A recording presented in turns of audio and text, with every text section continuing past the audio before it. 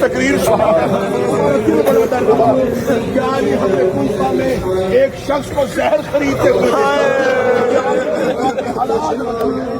کیا علی ہمیں آپ کی تقریروں سے ڈر لگتا ہے؟ کیا علی ہم چاروں نے قرآن پہ ہاتھ رکھ کے قسم کھائی ہے ہم آپ کے دروازے میں پہرا دیں گے؟ یا علی ہم آپ کو اکیلا نہیں چھوڑیں گے، آپ مسجد میں جائیں گے ہم ساتھ ہوں گے، آپ گھر میں رہیں گے ہم دروازے میں بیٹھیں گے۔ امیر المومنین کی آواز، اچھا حذیفہ تمہاری کلائی میں اتنی طاقت آ گئی کہ تم علی کی کہتا نہ میرے مولا آپ شیر خدا ہیں، آپ کی حفاظت نہیں، ہم اپنی نوکری کا حق ادا کرنا چاہتے ہیں۔